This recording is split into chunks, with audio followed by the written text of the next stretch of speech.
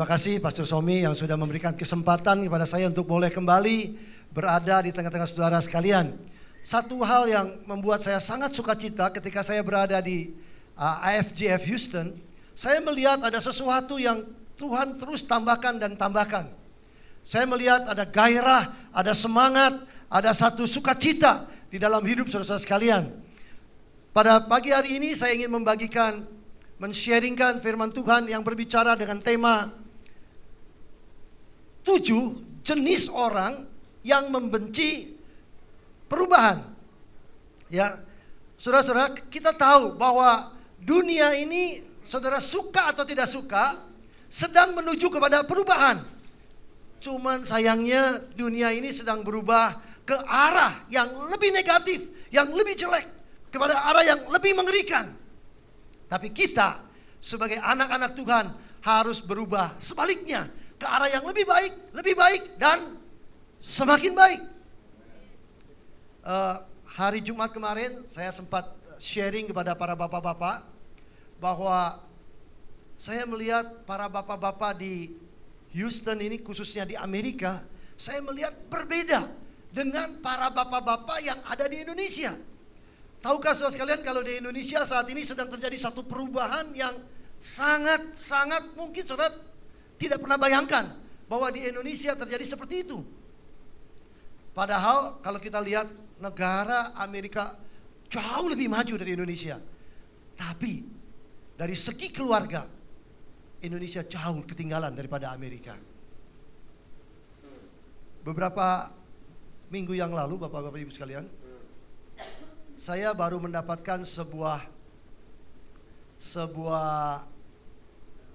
email yang ditujukan kepada seorang kepala sekolah SMA, high school, ya, sekolah SMA di salah sebuah sekolah yang terbaik di Kota Bandung, ya, BPK Penabur, sekolah Kristen. Isi email itu sangat mengagetkan, mengejutkan sekali. Isinya begini Bapak Ibu sekalian, bahwa saat ini Indonesia ini termasuk salah satu negara yang disebut sebagai negara fatherless country. Bahwa di Indonesia itu orang-orang kehilangan figur bapak. Bapak-bapak pernah bayangkan nggak? Kalau ternyata di Indonesia ini sekarang sedang berkembang yang namanya HP, BlackBerry, apa saja semua, iPad. Orang Indonesia sangat suka. Hampir setiap anak ke sekolah itu punya HP, punya handphone. Memang maksudnya baik supaya mereka bisa dikontrol, mereka bisa menghubungi orang tuanya. Tapi tahu nggak Bapak Ibu, dalam SMS yang ada, HP yang mereka pegang, ini baru diadakan seminar tanggal 30 Oktober 2010 yang lalu. Sekarang di Indonesia sedang berkembang yang namanya SMS yang disebut dengan huruf alay. Bapak Ibu pernah dengar SMS huruf alay? Ini enggak semua orang bisa baca. Jadi bahasanya disebut bahasa alay. Dan kalau mau baca SMS ini harus dibalik HP-nya. Jadi kalau nggak dibalik nggak bisa baca. Jadi orang-orang tua sekarang kalau nggak ngerti, mereka nggak ngerti bahasanya, bahasa alay. Isinya Bapak Ibu sekalian, isinya begini, antar anak-anak nih, dari mulai SD, SMP sampai SMA. Bahasanya begini, salah satu yang dibicarakan dalam seminar itu berkata begini, "Hai sayang, aku kangen nih," katanya. "Udah lama kita nggak ML." Tahu nggak maksud Bapak Ibu? "Yuk, mumpung bonyok gue lagi pergi, kita ketemuan yuk." Bapak tahu isinya maksudnya apa itu? Anak-anak SD, SMP, SMA, bahasanya seperti ini. Mereka sudah bukan lagi I love you, saya cinta kamu dan lain sebagainya, tapi kita sudah lama nggak ML. ML itu making love. Bisa bayangkan Bapak Ibu, anak-anak SD, SMP, SMA, mereka sudah SMS seperti ini. Lalu games di dalam handphone mereka. Games yang ada itu merupakan Games-games yang sekarang ini tingkat kecekatannya lebih tinggi. Lalu kecanduannya juga lebih tinggi. Kepuasannya lebih tinggi. Dan isinya apa? Isinya kalau kita nggak tahu, awal-awalnya games itu isinya cuma hanya action, fighting, berkelahi. Tapi yang luar biasa, pada akhir daripada games, itu mereka dapat bonus. Bonusnya apa Bapak Ibu? Bonusnya adalah mereka boleh making love dengan wanita jalanan. Itu sebabnya sekarang di Indonesia bukan cuma anak-anak yang suka games, tapi para bapak-bapak juga suka games. Karena ada bonus di belakang itu. Ini yang berbahaya sekali. Bahkan ada games yang kelihatannya role playing. Isinya di dalamnya bagaimana cara memperkosa dengan asik. Lalu ada kursornya. Itu di situ ada ditunjukkan ada berbagai macam wanita miskin. Tahu Bapak Ibu wanita miskin? Wanita miskin itu wanita yang nggak pakai baju. Jadi dia nggak bisa beli baju. Nah lalu kursornya berbentuk tangan. Lalu anak-anak itu bisa menggerakkan bagian mana yang paling pertama harus dipegang dulu. Dan ini yang sudah disampaikan kepada kepala sekolah. Bahwa tolong diperhatikan HP anak-anak perlu dicek. Kenapa ini bisa terjadi Bapak Ibu sekalian? Kenapa? Sebelum saya berangkat ke sini, kira-kira seminggu saya sebelum berangkat ke sini, saya baru mengadakan diminta oleh kepala sekolah yang sama ini untuk mengadakan yang namanya Excellent Servant Camp.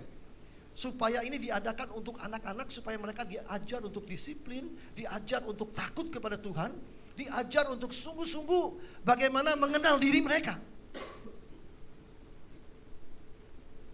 Dari sekian anak yang dibawa itu dipilih, ada sekitar 120 anak. Ini adalah anak-anak yang bermasalah di sekolah. Tetapi setelah dicek ternyata masalahnya bukan di sekolah, masalahnya di rumah. Kenapa? Karena banyak orang tua di Indonesia yang tidak sama seperti orang tua di sini. Saya di sini bersukacita saya melihat para bapak-bapak di sini, ayah-ayah yang masih muda itu masih bisa nyusuin anak, masih bisa ganti popok anak, masih bisa menemani anak, gendong anaknya. Tapi kalau di Indonesia bapak-bapak ibu sekalian, bapak-bapak muda seusia bapak sekalian yang ada di sini, itu udah nggak tahu bagaimana cara ganti popok anak, bagaimana cara nyusuin anak, bagaimana nungguin anak, gendong anak. Mereka semua sibuk kerja. Dan di Indonesia punya banyak pembantu. Satu anak bisa satu babysitter, 2 anak 2 babysitter. Jadi mau punya 5 anak pun nggak apa-apa. Kalau di sini punya 1 anak aja repotnya bukan main, bukan? Tapi yang luar biasa, ini perlu dipertahankan. Ini baik. Bapak-bapak di Amerika itu tahu bagaimana berhubungan, berkomunikasi dengan anak. Tapi di Indonesia, bapak, ibu sekarang sudah sibuk. Bahkan sekarang daycare di Indonesia mulai laku, mulai rame.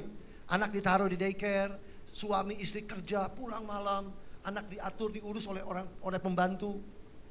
Itu sebabnya kenapa ada kesempatan untuk anak-anak sehari-hari jadi anak-anak yang autis. Hanya main games, hanya main komputer, hanya main HP dan lain sebagainya. Jadi kalau kita lihat, kita tidak sadar bahwa dunia ini sedang berubah. Siapa yang bayangkan kalau di Indonesia sedang berubah seperti itu Bapak Ibu sekalian?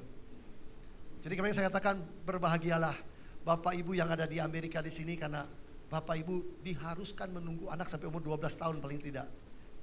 15 tahun paling tidak. Bapak Ibu bisa punya waktu untuk ngobrol dengan mereka, menanamkan nilai-nilai yang kekristenan yang baik kepada mereka. Sementara di Indonesia, kenapa pria sejati begitu luar biasa di Indonesia? Berkembang dengan begitu cepat. Karena di sana pria-pria disadarkan bahwa peranan mereka selama ini sudah berkurang. Jadi tidak salah kalau email ini berbicara Indonesia masuk fatherless country. Orang anak-anak yang kehilangan figur ayah, figur bapak, figur ibu. Nah, saya bersyukur Bapak Ibu sekalian, kalau hari ini kita mau belajar, kalau perubahan ini sedang terjadi, mari kita mau minta kepada Tuhan supaya terjadi perubahan yang lebih baik bagi orang-orang Kristen. Ini kesempatan bagi kita untuk sungguh-sungguh mentransformasi bagaimana para orang tua, ayah, ibu berubah menjadi orang-orang yang sungguh peduli terhadap anak-anak generasi berikutnya. Kalau tidak, generasi ini akan menjadi berbahaya sekali. Saya bersyukur Tuhan Yesus datang. Kalau hari ini nanti kita akan peringati dalam perjamuan kudus, Tuhan Yesus datang membawa perubahan. Tuhan Yesus datang, Dia mau mengubah supaya hidup kita berbeda dengan dunia ini. Kalau dunia ini berubah makin lama makin jelek, dunia ini berubah makin lama makin menakutkan. Tapi Tuhan Yesus mau supaya anak-anak Tuhan berubah ke arah yang lebih baik. Dia mau membawa kemerdekaan dalam hidup kita. Mari kita sama-sama buka Alkitab Bilangan pasal 13. Bilangan pasal 13. Mulai dari ayatnya yang ke-25 sampai Bilangan pasal 14 ayat 3. Saya rindu Bapak Ibu kita akan sama-sama membacanya secara bergantian. Bilangan pasal 13 ayat 25 sampai 14 ayat 4. Kita akan membaca bergantian. Saya baca ayat 25, Bapak Ibu baca ayat 26, dan begitu seterusnya sampai pasal 14 ayat 3. Bilangan pasal 13 ayat 25 sampai pasal 14 ayat 3. Demikian firman Tuhan. Sesudah lewat 40 hari, pulanglah mereka dari pengintaian negeri itu.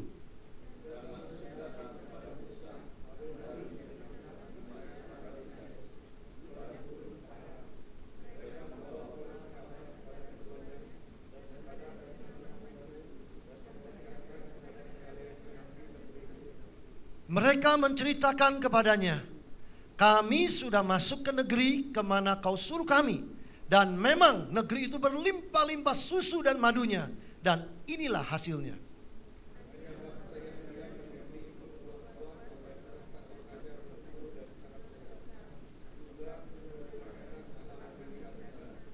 Orang Amalek diam di tanah Negeb, orang Het, orang Yebus, dan orang Amori diam di pegunungan. Orang Kanaan diam di sepanjang laut dan sepanjang tepi sungai Yordan.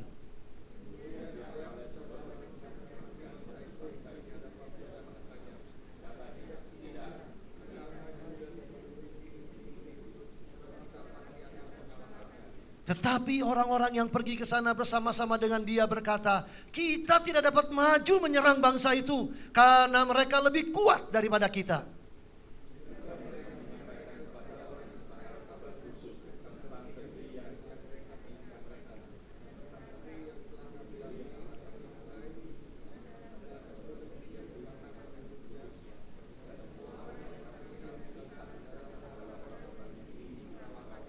Juga kami lihat di sana orang-orang raksasa, orang enak yang berasal dari orang-orang raksasa. Dan kami lihat diri kami seperti belalang. Dan demikian juga mereka terhadap kami.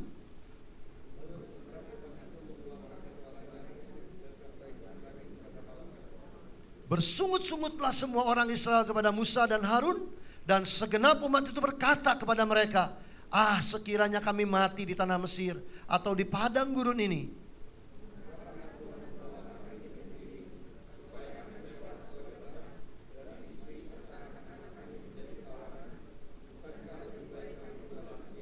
Ya, sampai di sini pembacaan firman Tuhan. Bapak Ibu saudara yang dikasihi Tuhan, kita bisa melihat bahwa dari sejak Allah datang membebaskan bangsa Israel, Tuhan mau membawa satu perubahan bagi mereka. Tuhan mau memberikan kepada mereka satu kemerdekaan. Tuhan mau memberikan kepada mereka satu hidup yang penuh dengan kemenangan.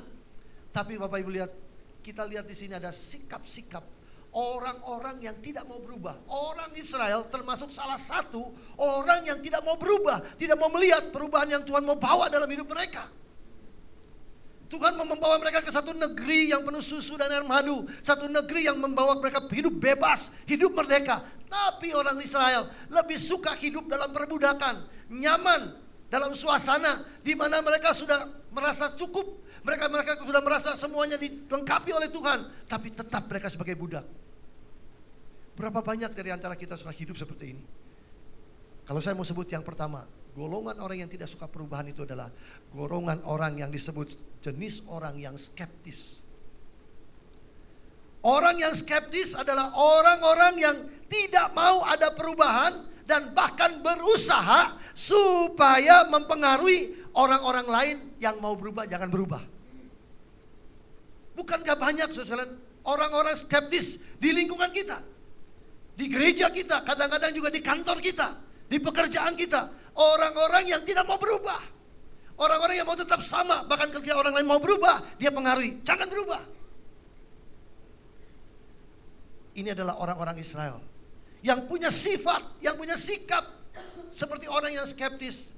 Tuhan membawa mereka keluar dari Mesir dan Tuhan sudah lihatkan kepada mereka 12 orang pengintai sudah dikirim oleh Musa untuk melihat negeri perjanjian yang Tuhan mau kasih kepada mereka. Satu negeri yang penuh dengan susu dan madu, satu negeri yang indah dan luar biasa. Tapi ketika mereka mau pergi, orang-orang skeptis mencegah, jangan. Di sana ada orang-orang raksasa. Memang di sana ada susu madu, memang di sana ada banyak hal, tapi mereka jangan. Karena kita ini seperti belalang, di sana ada raksasa-raksasa yang besar. Jadi Bapak Ibu sekalian, kita melihat ada banyak orang tidak bisa mengalami perubahan, tidak bisa mengalami berkat Tuhan dalam hidupnya, tidak bisa mengalami terobosan kemenangan dalam hidupnya. Kenapa? Karena dia tidak mau berubah. Yang kedua Bapak Ibu sekalian, kita melihat jenis orang yang kedua adalah jenis orang anak mama. Anak mama itu udah biasa dilindungi oleh mama. Kemana-mana selalu mama. Orang jenis kedua ini adalah orang yang hidupnya ditentukan oleh orang lain. Entah itu lingkungan, terutama orang tua, mulai dari makanan, pakaian, sampai masa depan, itu ditentukan oleh orang lain. Orang-orang anak mama ini selalu Bapak Ibu sekalian hidupnya maunya ditentukan orang lain. Contohnya, ciri-ciri orang yang seperti anak mama yang hidupnya mau ditentukan orang lain. Yang sederhana aja. Kalau istrinya tanya, "Pak, kita mau makan di mana?" Jawaban yang umum biasanya gimana? Terserah mama, ya enggak? Nanti kalau mama sudah menentukan lalu biar dia komplain, "Gak enak di sini," betul enggak? Tapi dia mau apa? Supaya orang lain yang menentukan. Kalau anaknya tanya, "Pak, makan di mana?" "Ya, terserah mama." Nah, orang-orang model begini, hidupnya selalu mau ditentukan orang lain. Ketika dia mau menentukan jurusan studi kemana, kerja di mana, juga tentu tanyakan orang lain. Jadi Bapak-Bapak Ibu sekalian, mari kita mau berubah, kita keluar dari jenis ini. Supaya kita boleh menentukan masa hidup kita bersama-sama dengan Tuhan. Tuhan sudah mau menentukan langkah-langkah kita keluar. Tuhan memberikan satu fokus dalam hidup kita. Bangsa Israel kalau kita lihat dalam pasal 13 dalam bilangan tadi, Tuhan mau membawa mereka ke tanah Kanaan, ke tanah perjanjian. Tuhan sudah tunjukkan dengan jelas. Satu tanah di mana Tuhan akan memerintah mereka sebagai Tuhan. Bukan lagi sebagai budak. Tapi kita lebih pilih orang lain menentukan kita. Kalau lihat orang lain kerjaannya lebih bagus, lebih maju, lebih sukses, oh ya jangan-jangan bidang itu lebih sukses. Cirinya orang-orang seperti ini ketika kerjanya pindah-pindah terus. Karena dia tidak suka dengan apa yang dia tidak mau apa yang Tuhan tentukan dalam hidupnya. Dia tidak bertanya kepada Tuhan. Ataupun orang yang pindah-pindah gereja terus. Kenapa pindah? Karena temannya bilang di sana lebih enak, di sana lebih bagus, di sana lebih bagus. Dia pindah-pindah melulu. Tapi mari Bapak Ibu sekalian, kita jadi orang yang bisa menentukan pilihan kita bersama dengan Tuhan. Karena Tuhan sudah menebus kita, Tuhan sudah menyelamatkan kita supaya kita punya fokus, kita punya pendirian di dalam Dia. Yang ketiga, orang yang benci perubahan itu adalah orang yang disebut sebagai orang yang penakut, Bapak Ibu sekalian. Orang penakut itu tidak suka perubahan. Orang penakut ini hidupnya dipenuhi dengan kata-kata, contohnya, jangan-jangan. Nanti kalau lakukan ini, jangan-jangan. Lalu apa lagi? Tidak mungkin. Apa lagi? Tipe orang penakut ini apa kata-katanya? Belum dicoba udah bilang, susah. Saya nggak bisa. Jadi ketika dia mau melangkah melakukan sesuatu sudah takut duluan, Bapak Ibu sekalian. Ketika dia mau masuk dalam satu pekerjaan, dia udah takut duluan. Sama seperti bangsa Israel. Padahal Tuhan sudah janjikan, Tuhan menyertai mereka. Dan kalau kita lihat dalam perjalanan bangsa Israel, pada malam hari Tuhan menyertai dengan tiang api. Pada siang hari Tuhan menyertai dengan tiang awan. Tapi mereka sudah berpikir, jangan-jangan nanti sulit, nanti susah, nanti sukar. Mungkin mereka tidak bisa masuk ke negeri perjanjian itu. Orang yang penakut selalu khawatir. Anaknya belum pulang sedikit siang, kesiangan sedikit, wah cari anak saya kemana? Di Indonesia ada orang-orang model begitu Bapak Ibu. Kalau di Amerika mungkin nggak ada ya. Tapi di Indonesia anaknya terlambat sedikit dicari. Jangan-jangan, Bapak Ibu hati-hati, apa yang kita khawatirkan itu seringkali justru terjadi. Kadang-kadang kita khawatir, kadang-kadang kita begitu takut dengan anak kita. Pekerjaan yang kita lakukan, kita bilang Bapak sudah, jangan-jangan. Dan orang yang penakut ini selalu tidak berani melangkah akhirnya. Ya ini jenis orang yang tidak suka perubahan yang ketiga. Yang keempat Bapak Ibu sekalian. Yang keempat adalah jenis orang oportunis. Oportunis ini adalah orang yang selalu berkata, saya akan tunggu kesempatan. Baru nanti kalau ada kesempatan yang terbaik, saya akan melangkah. Nah orang-orang tipe-tipe ini adalah orang-orang oportunis yang selalu cari kesempatan, tunggu kesempatan yang baik. Pokoknya kalau belum baik, dia nggak mau melangkah. Nah akhirnya apa? Dia nggak melangkah-melangkah. Karena dia selalu tunggu yang terbaik, tunggu yang terbaik, tunggu yang terbaik, tunggu yang terbaik. Kapan datang yang terbaik Bapak Ibu sekalian? Nah orang tipe seperti ini adalah orang yang tidak suka dengan perubahan. Dia selalu mau nunggu perubahan yang bagus, perubahan yang bagus, perubahan yang bagus.